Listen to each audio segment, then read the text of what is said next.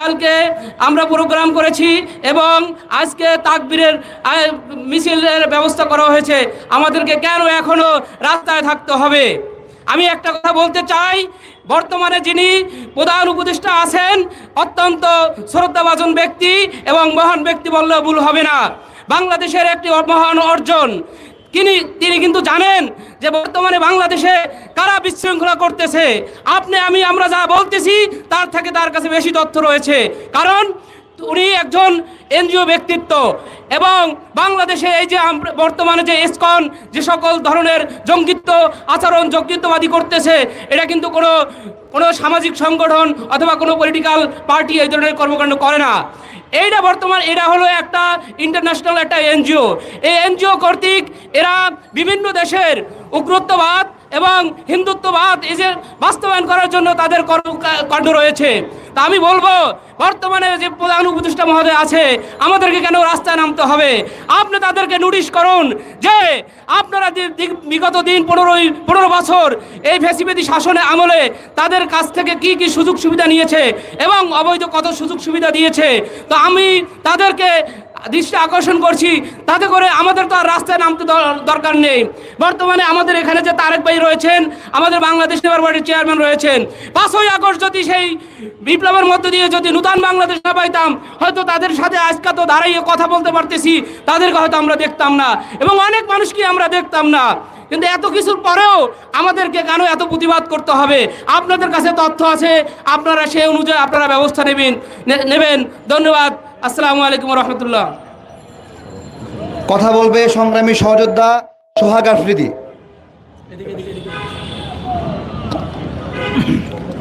নাহমাদুহু সাল্লাল্লাহু আলা রাসূলিহিল কারীম, আম্মা বাদ। প্রিয় সংগ্রামী সহযোদ্ধাবৃন্দ, সবাইকে সশ্রদ্ধ সালাম, আসসালামু আলাইকুম ওয়া রাহমাতুল্লাহি ওয়া বারাকাতুহু।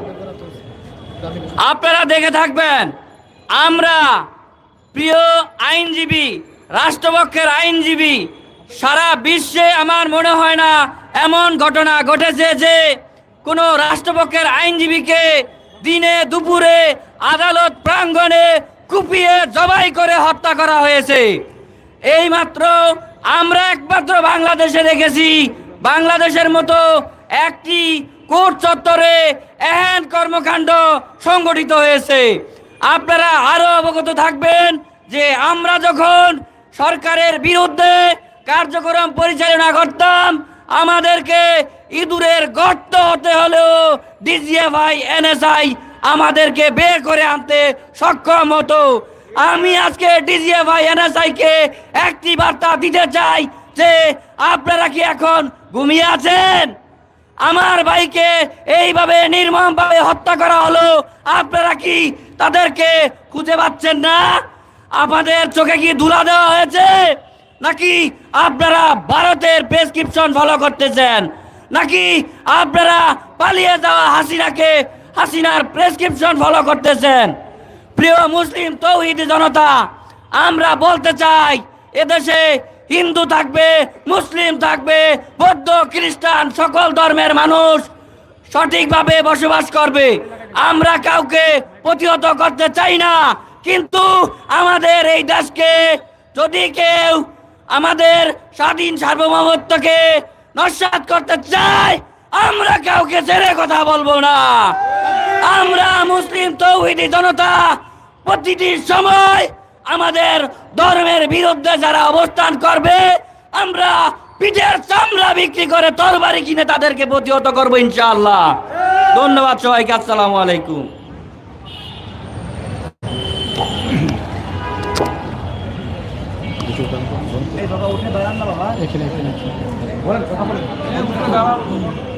ধন্যবাদ।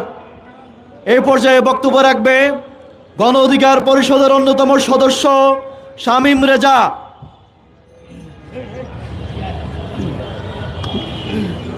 আসসালামু আলাইকুম। ভারতের রয়ের কার্যক্রম বাংলাদেশ থেকে এখন উঠে যায়নি। একটু আগে আমার এক ভাই বলল যে একসময় ডিজিএফআই এনএসআই আমাদের আওয়ামী বিরোধী কোনো শক্তি বা কোনো ব্যক্তি আওয়ামী বিরোধী কোনো কথা বললে বা ভারতের বিরুদ্ধে কথা বললে তাকে যেখানেই থাকুক না কোনো খুঁজে বের করে নিয়ে আসতো। এখন তারা আসলে কোথায় আছে এবং এই দায় আসলে কার? এই অ্যাডভোকেট আলিফের যে হত্যা এবং সেখানে যে সহিংস একটা ঘটনা ঘটবে, সেই বিষয়কে আমাদের গোয়েন্দা সংস্থার এরা জানতো না? এটাকে আমাদের বিশ্বাস করতে হবে না? আপনাদের আরেকটা জিনিস আমি আপনার মনে করে দিতে চাই, যা আপনার এতক্ষণে আমাদের সবার মাঝে ছড়িয়ে পড়েছে, সেটা হলো সাংবাদিক ইলিয়াস আলীর একটা ডকুমেন্টারি। সেই ডকুমেন্টারিতে অনেক কিছু স্পষ্ট, হয়তো অনেকেই বলতে চাচ্ছে বা বলতে চাইবে যে না, এইসব অনুমান ভিত্তিক কথা। আসলে ওইখানে যা বলা হয়েছে সেটা একেবারে অনুমান ভিত্তিক কোনো কথা নয় বা অনুমান ভিত্তিক নয়। এমন কিছু যে সম্ভাবনা নেই সেইটাও আমরা বাদ দিতে পারছি না। বাংলাদেশের সার্বভৌমত্ব রক্ষায় বাংলাদেশের যারা দেশপ্রেমিক মানুষ আছে এবং বাংলাদেশপন্থী মানুষ আছে, তাদেরকে আরো বেশি সচেতন হতে হবে।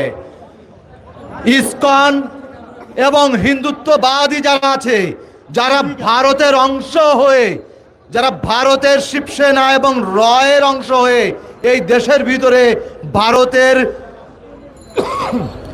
ভারতের তাবেদারি প্রতিষ্ঠা করতে চায়, তাদের সাবধান হতে হবে এবং তাদের বিরুদ্ধে আপনাদের অবশ্যই সজাগ হতে হবে। সামনের দিনগুলো এত সুন্দর না।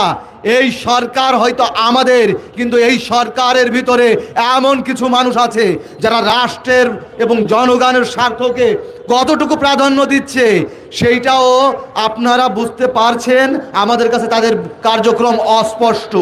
অতএব এই জায়গায় যদি তারা আমাদের সঠিক বার্তা দিতে না পারে, যারা রাষ্ট্রের বিরুদ্ধে যদি অবস্থান করে, তবে বাংলাদেশের মানুষগুলো তাদের বিরুদ্ধে জেগে উঠবে, এর আশা আমরা রাখতেই পারি। ধন্যবাদ সবাইকে। ধন্যবাদ। এই পর্যায়ে বক্তব্য রাখবে গণনেতা আব্দুল্লাহ। অনেক সময় দাঁড়াই আছি তো সবাই। আউযুবিল্লাহি মিনাশ শাইতানির রাজিম। বিসমিল্লাহির রহমানির রহিম। সম্মানিত উপস্থিতি, আমাদের বুঝতে হবে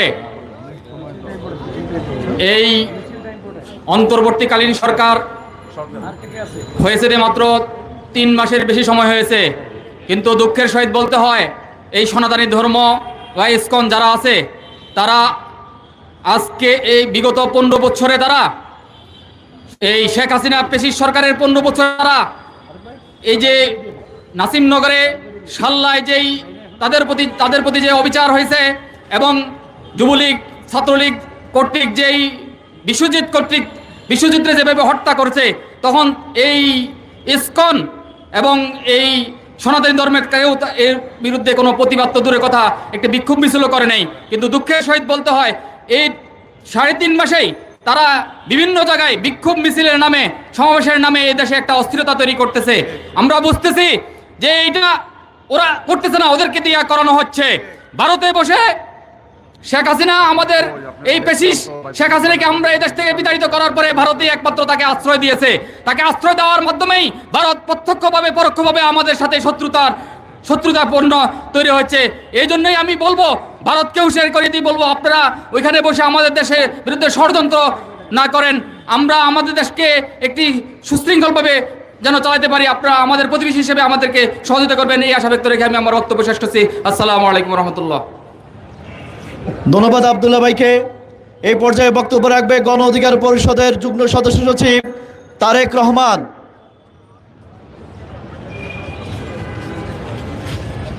আসসালামু আলাইকুম। প্রথমে দুঃখ প্রকাশ করছি জাগো নিউজের কাছে। জাগো নিউজ ভাইয়ের সাথে একটু ভুল বোঝাবুঝি হয়েছে, ক্ষমা সুন্দর দৃষ্টিতে দেখবেন।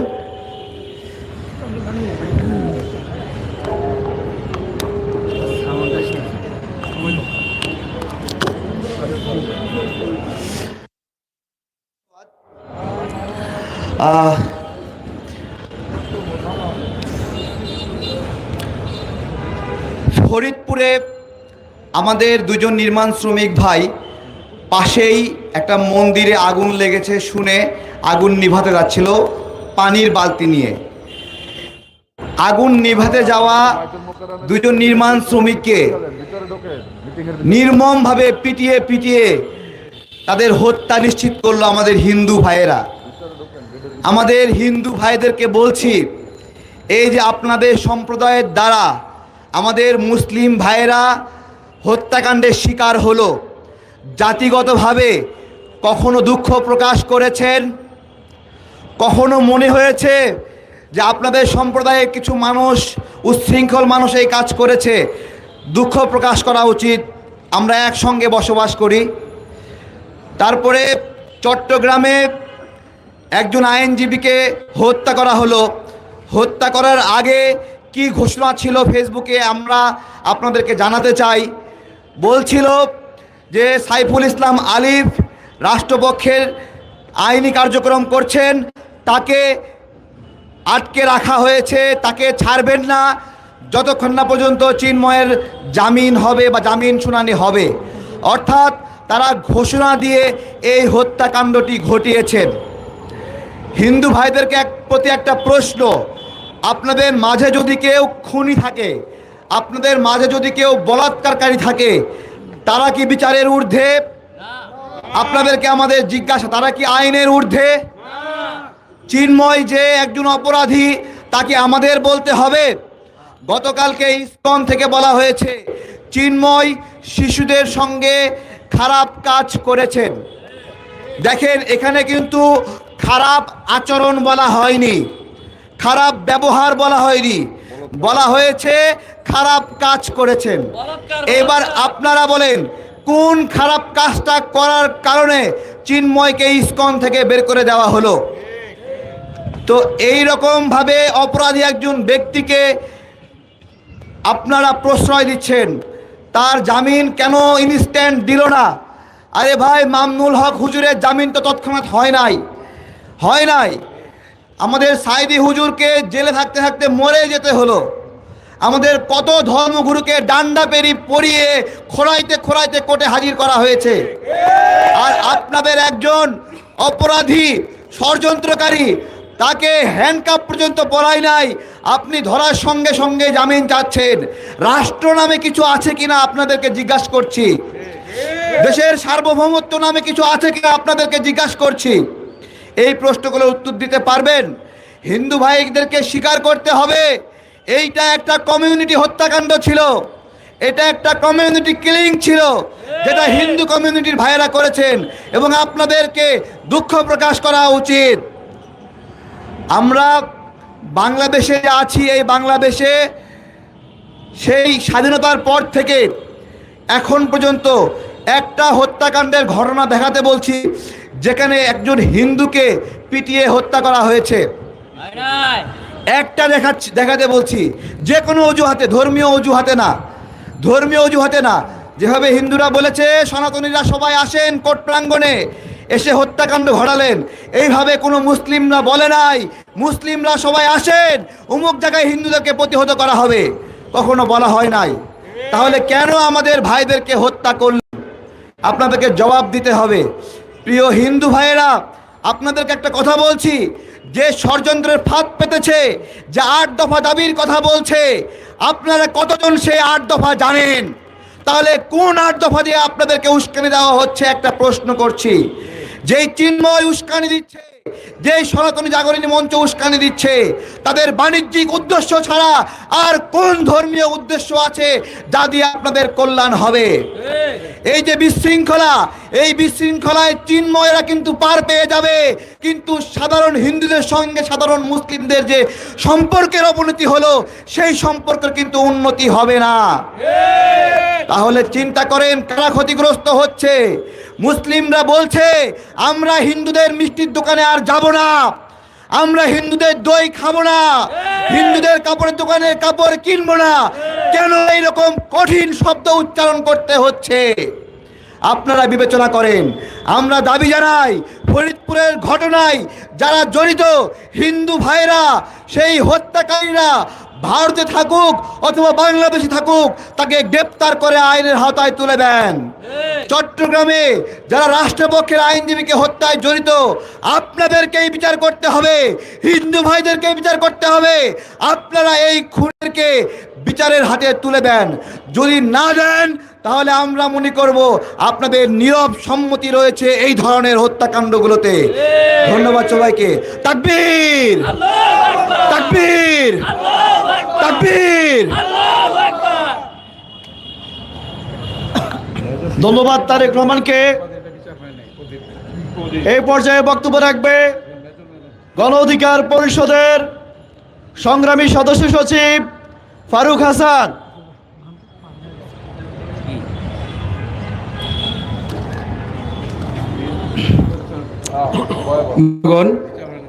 আজকের এই শহীদি মিছিলে যারা উপস্থিত হয়েছেন একটু সকলকে ধন্যবাদ জানাচ্ছি।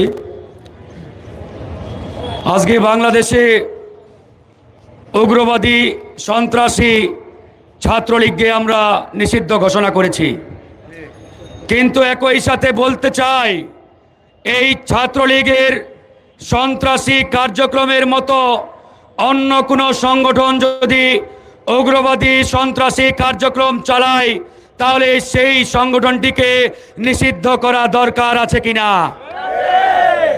আজকে হিন্দুত্ববাদী উগ্র সংগঠন সন্ত্রাসী সংগঠন ইসকন, এই ইসকনকে বাংলাদেশে ভারতীয় বুদ্ধিজীবীরা ধর্মীয় সংগঠন হিসাবে প্রচারের চেষ্টা করছে, কিন্তু আদতে ইসকন কোনো হিন্দু ধর্মাবলম্বী কিংবা ধর্মীয় সংগঠন নয়, এটি একটি উগ্রবাদী সন্ত্রাসী সংগঠন। তাই ছাত্রলীগকে যে কায়দায় যেভাবে নিষিদ্ধ করা হয়েছে ঠিক একই কায়দায় একইভাবে ইসকনকে অনতিবিলম্বে নিষিদ্ধ ঘোষণা করতে হবে। কিন্তু গভীর পরিতাপের বিষয়, ইসকন এবং ভারতীয় তাবেদারি এবং ভারতীয় আধিপত্যবাদের বিষয়ে এই ছাত্র জনতার অন্তর্বর্তীকালীন সরকারের অনেকটাই নীরবতা আমরা লক্ষ্য করছি। আমরা ডক্টর মোহাম্মদ ইউনূসকে বলতে চাই, আপনার চেয়ারের নিচে 2000 শহীদের রক্তের দাগ লেগে রয়েছে। 2000 শহীদের রক্তের উপরে দাঁড়িয়ে আপনি সেই চেয়ারে বসে রয়েছেন। সেই চেয়ারে বসে আপনি যদি এই উগ্রবাদী সন্ত্রাসী ইসকনের বিষয়ে নমনীয়তা দেখান, উদারতা দেখান, তাহলে বাংলাদেশের জনগণ আপনার বিরুদ্ধে কঠোর হতে বাধ্য হবে। আমাদের বক্তব্য পরিষ্কার, আমাদের কথাও পরিষ্কার। এই দেশকে নিয়ে যারা ছিনিমিনি খেলছে, এই দেশকে বিপদে ফেলতে যারা তৎপর, তাদের বিরুদ্ধে সোচ্চার ভূমিকা আমরা সব সময় রেখেছি এবং এই সরকারকেও বলবো তাদের বিরুদ্ধে কঠোর সিদ্ধান্ত নিতে হবে। প্রিয় বন্ধুগণ, কিছু অপ্রিয় কথা বলতেই হয়। আমরা যারা রাজপথে লড়াই করেছি, রক্ত দিয়েছি, জীবন দিয়েছি, আমরা চেয়েছিলাম একটি বিপ্লবী সরকার, কিন্তু ভারতীয় পরিকল্পনায় রয়ের এজেন্ডায় আমাদের সেই বিপ্লবী সরকার গঠন করতে দেওয়া হয় নাই। কারা গঠন করতে দেয় নাই, কেন দেয় নাই তা ইতিমধ্যে পরিষ্কার হয়ে গেছে জাতির সামনে। গত 5ই আগস্ট ক্যান্টনমেন্টে যারা বৈঠক করেছিলেন, যারা অংশগ্রহণ করেছিলেন, তারা প্রত্যেকেই সেই বিপ্লবী সরকার না হওয়ার পিছনে দায়ী। আমরা এরকম একটি হাসিনার সংবিধানকে বাস্তবায়নকারী অন্তর্বর্তীকালীন সরকার চাই নাই। আমরা চেয়েছিলাম একটি বিপ্লবী সরকার, আমরা চেয়েছিলাম ছাত্র জনতার সরকার, যে সংবিধানকে ডাস্টবিনে ফেলে দিয়ে, ছুঁড়ে ফেলে দিয়ে আমরা একটি বিপ্লব করলাম। আজকে সেই বিপ্লব প্রায় হাতছাড়া হয়ে যাওয়ার মতো অবস্থা। সেই জায়গায় বলতে হয়, এই বিপ্লবকে যারা নস্যাৎ করতে তৎপর, সেই হাসিনার এবং ভারতীয় তাবেদারি রয়ের এজেন্টরা এই সরকারের বিভিন্ন উপদেষ্টার চেয়ারে বসা রয়েছে। সেই ভারতীয় গোলামদের, রয়ের এজেন্টদের এই উপদেষ্টা পরিষদ থেকে অনতি বিলম্বে বহিষ্কার না করলে আমরা আগামীতে ডক্টর মোহাম্মদ ইউনূসের বাসভবনের সামনে দাঁড়াতে বাধ্য হব।